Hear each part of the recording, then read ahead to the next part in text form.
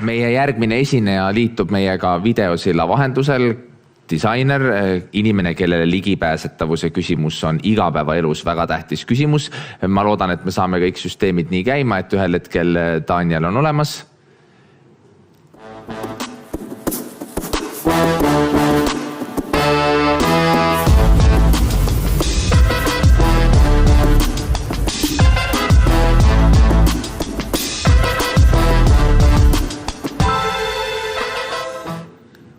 No nii, Daniel Kotsjuba. Daniel, meie sind näeme. Ma loodan, et sa meid näed ja kuuled. Tervist, kuulen ilusti, kenasti. Sa tahad meile vist ka midagi kuvada ja näidata. Igal juhul ma annan sõnajärje sulle üle ja kui on mingisuguseid takistusi, siis ma teen kõvemat häält. Suur tänu. Kohe jagan siis oma ettekannet.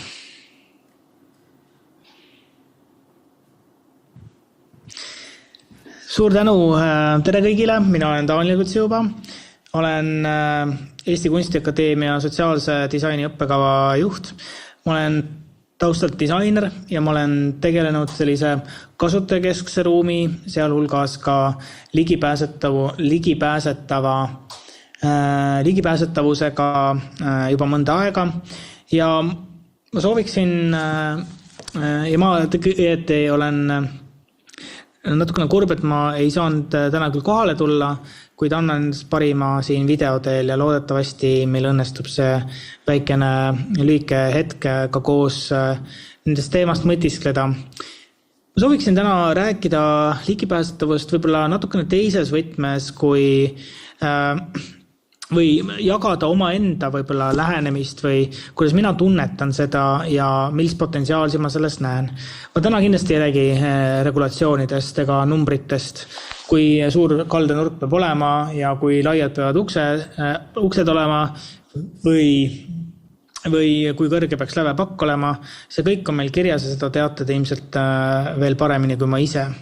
Aga ma sooviks võib-olla teid natukene inspireerida vaatama ligipääsetavust võib-olla mõne teise nurga alt ja jagada neid mõtteid, kuhu ma ise võib-olla olen jõudnud, et kuidas siis ikkagi jõuda sellise hea kasutajakeskse ruumini või ligipääsetava ruumini. Kõige alguseks ma sooviksin teid kaasa kutsuda ühele väikesele videoloole, millel ma siis paluksin teil jälgida ka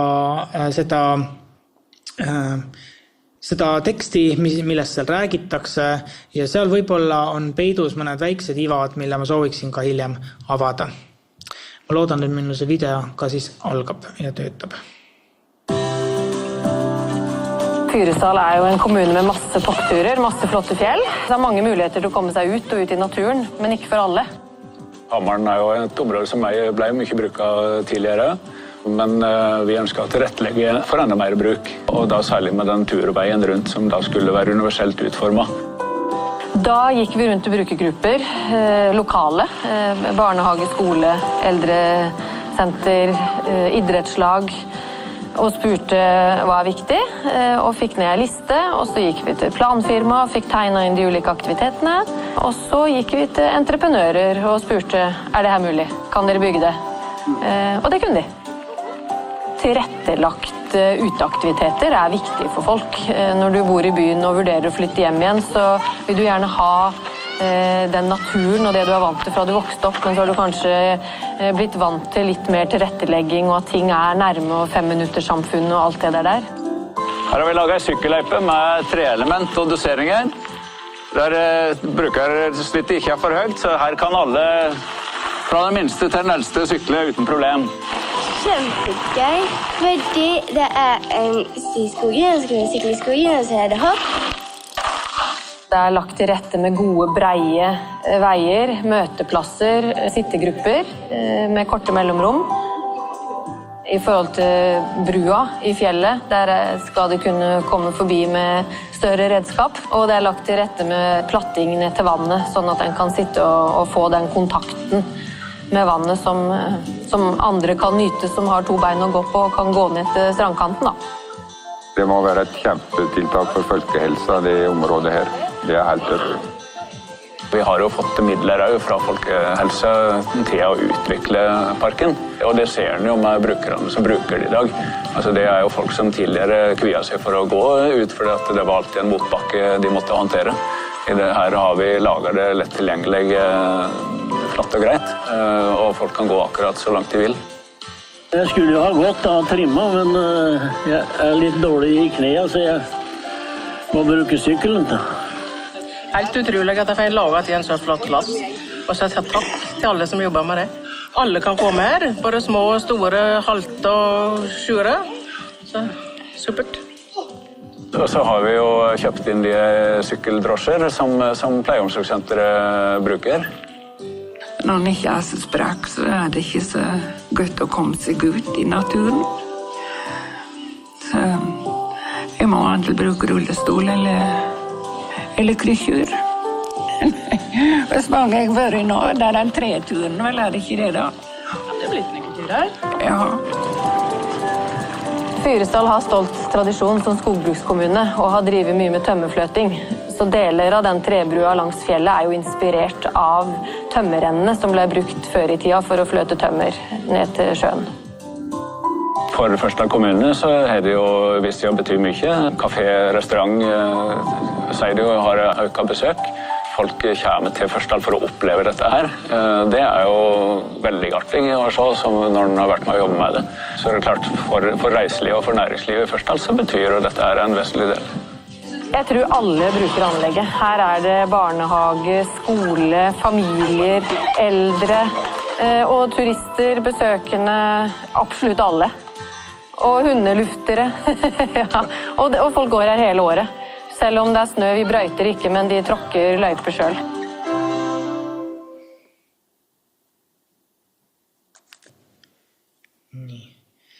Fyresdal on siis üks väikene Norra kohalik omavalitsus, kes mõtles, kuidas oma elukeskkonda tuua midagi uut ja nad lõid liikumisrajad, mis tegelikkuses võtavad arvesse väga erinevate inimeste vajadusi ja on üha enam populaarsemaks muutumas.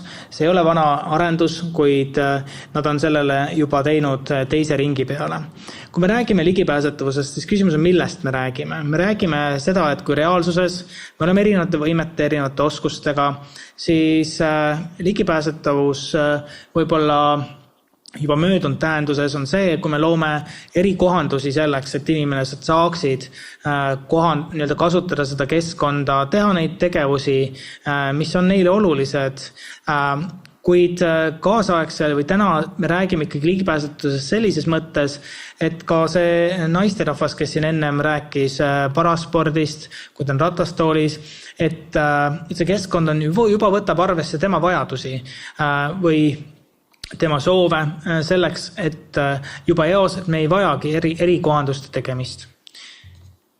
Meie ühiskond on hästi erinev ja see video näitas ka seda, kuidas nii lapsed kui ka eakamad inimesed tegelikult kõik soovivad kasutada, liikuda ja liikumine on meie elu alus, võiks ka nii öelda, siis need vajadused ühiskonnas on väga erinevad. Ja küsimus on, kes on see, kellele me tegelikult oma seda keskkonda loome. Ja me võime vaadata neid erinevaid inimesi kui erinevaid sihtrühmasid, kuid tegelikkuses me oma ühe elukaare jooksul läbime väga erinevas staadiumis, erinevas etapis, erinevates olukordades oleme. Kui me oleme ühel hetkel noored, me saame iseseisvalt hakkama, mingil järgmisel hetkel võib olla meil ajutine liikumispiirang või püsiv. Me jõuame sotsiaalses staatuses ka sellisesse olukorda, kus kohas meil on lapsed ja kuniks me ka vananeme. Ja meie vajadused selle jooksul muutuvad, küll aga küsimus on, kas see keskkond, mis me ümber on, võtab arvesse neid vajadusi ja toetab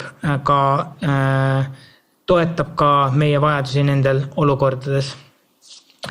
Aga Kui me vaatame tegelikkuses dokumente, mis juhivad meiega paljuski sellist mõtlemisviisi, võtavad kokku seda mõtlemisviisi, mis meil täna on ruumiloomes ka, siis justkui võiks olla ju kõik hästi, et ruum vastab kasutaja vajadustele, erinevate kasutusvastutarvete tunnistamine, hea ruumilahendus toetab elavaid ja segakasutusega naabruskondi, aitab vältida segregatsiooni, kohataju on üha enam esile kerkiv termin. Või me võtame arvesse kõigi ühiskonnaliikmete vajadusi nende elukaare vältel ja seob inimesi ja suurendab omavahelist lävimist, eks ole. See kõik on justkui seal, aga ometi me näeme tegelikult olukordi, kus kohas eelmisel aastal ehitatud hoonesse ei ole võimalik ratastooliga siseneda, sissepääsu ei leita ülesse, et milles see asi ikkagi siis lõpuks on. Seda pilti tasub vaadata pigem metafoorina kui reaalse nii-öelda märgina. Milles siis see probleem on, mida me tegelikult ka lahendame ja ma ei taha ainult probleemist rääkida, ma pakuksin välja ka mingi soovituse ettepaneku. Me oleme väga head, ka ruumiloojad on ülihead erinevates skaalades mõtlemises. Just mõtlemiseks seda, kuidas riiklikult, globaalselt oluliste teemadel tegelikult neid kanda ja tõlgendada ruumiloomesse, kuidas vaadata linna kui ökosüsteemi, vaadata ühte piirkonda, ühte hoonet. Aga küsimus on selles, et kui me jõuame selle inimese tasandini, siis me juhindume üsna sageli tegelikult määrustest ja regulatsioonidest. Ja ka ruumi loomisel tegelikkuses me vaatame, mitte alati, aga üsna sageli me vaatame inimest läbi mingisuguste tema füüsiliste karakteristikute või õieti tema mõõtmete, mis tuleb muidugi selliste modernistlikust lähenemisest, ja millel on omaaegne sisu olemas, aga mina kutsun tegelikult vaatama sealt nagu edasi. Tegelikult me näeme, et inimene on sügavam ja tema on komplekssem kui vaid tema mingid kriteeriumid, mingid karakteristikud, mingid numbrilised karakteristikud. Ja inimese käitumised on põhjustatud sügavamatest, meile nähtamatutest uskumustest, minapildist, teadmistest, oskustest, harjumustest. Ja see kõik on miski, mis tegelikult aitab mõista, mis see vajadus on ka ruumi loomisel. Aga kuidas siis? See on tore teadmine, aga kuidas siis? Ma toon näite teile ühest Euroopa lennujaamast, püüan seda lühidalt teha, kus juhtkonnal oli probleem, et teatud lennujaama osas olid WC-d üle rahvastatud. Ja juhatuses käis tihe arutelu, et milles siis see probleem oli. Ja tunnistati, et ega täpselt ei teata, käisid arutelud, et võib-olla on lennujaama kehvasti planeeritud, vajadused on võib-olla muutunud, äkki ehitaks rohkem WC-sid lihtsalt juurde. Aga enne seda, kui mindi ja seda reaalselt ka tehti, otsustati natukene uurida seda probleemi. Ehk siis, milles see asi ikkagi on, et WC-d on teatud piirkondades ülerahvastatud. Ja mis tuli välja oli see, et WC-d olid ülerahvastatud peamiselt vanemate inimeste poolt, aga mitte sellel otstarbel, mida esmalt võiks arvata, et see oli vaid tegelikkuses eakad inimesed otsisid vaikset kohta, kus kuulda häälteavitusi, kui väravad muutuvad, kui peaks neid puudutama mingi info. Ülejäänud lennujaamas, selles lennujaama osas oli müratase niivõrd kõrge, et nad lihtsalt seda ei kuulnud. Ja see näitab lihtsalt seda, see näide näitab seda, et kui lennujaama juhtkond oleks ka otsustanud rohkem WC-sid ehitada, tõenäoliselt see probleem algselt oleks võib-olla isegi lahenenud, aga oleks pannud ebaratsionaalselt nii-öelda ressursse mitte sinna, kus see päris probleem on ja algse probleemiga oleks ikka tegeletud. Et see, mida tegelikult see näide toob, on see, meil on vaja mõista seda neid käitumise tagamaid, sügavamaid kihte, neid ootuseid, neid vajadusi, et mõista kvalitatiivselt, mis on selle ligipääsetava ruumi tegelikult, mis loob selle ligipääsetava ruumi. Ja ja läbi selle tegelikult hakata seda ruumi lahendama. See võib tähendada seda, et me püüame mõista seda teistsugusust, seda teist poolt.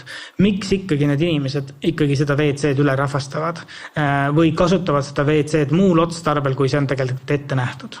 Ja mis selle inimese käitumist üleüldse ajendab.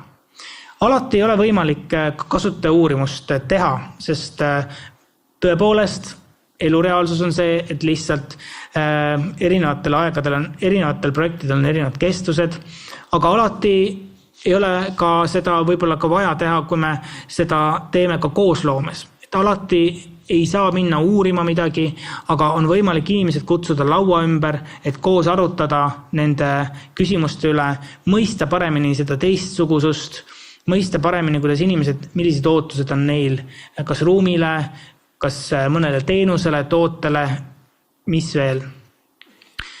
Ma arvan, et olles nüüd natukene kokku puutunud ka ligipääsetava ruumiloome poole, küll ma ütlen, ma ei pea ennast kaugel ruumiloojaks, aga mida nendes vestlustes on ikka kosta olnud, on see, et neid tingimusi on niivõrd palju ja neid nõuded on niivõrd palju ja see ruum, millega me tegeleme, on tegelikult väga kitsas. Ja ma tooks ühe näite võib-olla ka, kui me räägime tänavaruumist või liikumiskoridoridest, siis kui meil ka on vähe ruumi, siis läbi nende protsesside me saame analüüsida, et mis on see meie võimekus ja võimalused tegelikult neid probleeme lahendada. Et kui me toome mägised kitsad teed, siis ka seal on leitud need möödapääsuruumid, kus kohas terve lai tee ei saa olla kõigile kasutatav terves ulatuses, seda lihtsalt ei ole füüsiliselt, aga me saame luua need möödumise ruumid. Ja nii see ka metafoor võiks kanduda üle ka mujale, et millist väärtust saaks luua tegelikult koostöö inimestega, inimeste uurimine, kui see uurimine ei ole, siis ka tegelikult nendega koos loome, mingite sõlmkohtade läbi arutamine. Minu soovitused ja väga konkreetsed ettepanekud järgmisesse hankesse või pakkumisse, sõltuvalt kummal pool te olete, viige sisse üks või kõik järgmised punktid. Sõltumata, kas te olete loomas teenust, olete loomas toodet või keskkonda, selleks, et jõuda toimiva ja kasutajakeskse lahenduseni, ei piisa üksnes regulatsiooni järgimisest, vaid seda tuleb teha koos kasutajaga ja kasutajad kaasastes. Olgu selleks kasutajauuringu läbiviimine, projekti alguses viia läbi uuring, et kaaristada eri sihtrühmade vajaduste ulatus ja terviklik kasutuskontekst või tagasisideringid, korraldada projekti eri etappides lõppkasutajatega konsultatsioone, tagasisideringe ja see annab väärtuslikku sisendit paremate otsuste tegemiseks. Ja viimaseks koosloome töötoad koos kasutajatega, selleks, et lahendada olulisi sõlmpunkte ja mõista süviti, mis on inimeste kasutuse tegelik vajadus. Ma räägin tegelikult seda selleks, mitte ainult selleks tegelikult, et kohandada seda olemat keskkonda toredasti, vaid ma usun tegelikult väga sellesse, et siin peitub ka võimalus loovuseks ja uuteks ideedeks. Hamaren, see, mida ma alguses näitasin, see väikene Oslo küla, umbes 300 kilomeetri kaugusel Oslost, Norra küla Oslost, 300 kilomeetri kaugusel. See oli esimene samm, mida nad tegid, olid mõned jalgrajad. Nad lõid selliselt, et erinevad inimesed saavad seda kasutada. Täna nad on teinud sellest edasiarenduse ja see edasiarendus näitab seda loovust, mida annab inimestega koostöö. Annab loovuse, et mõelda väljaspool etteantud mustreid, väljaspool harjumuspäraseid mustreid. Ja läbi selle Hamarini eestvedajad lõid tegelikult võimaluse ka kõikidel inimestel mäkkeronida, mis on Norras niivõrd loomulik ja tavaline asi on mäkironimine, aga nemad lõid selle läbi kaldtee, mis tõuseb maapinnast õhku ja see on võib-olla lihtsalt ideena ja metafoorina ka näide sellest, et saab ka tegelikult alati uusi ideid koguda sealt. Mina tänan teid ja kui on hetkel veel aega mõneks küsimuseks, siis siis praegu oleks ka see võimalik. Aitäh teile!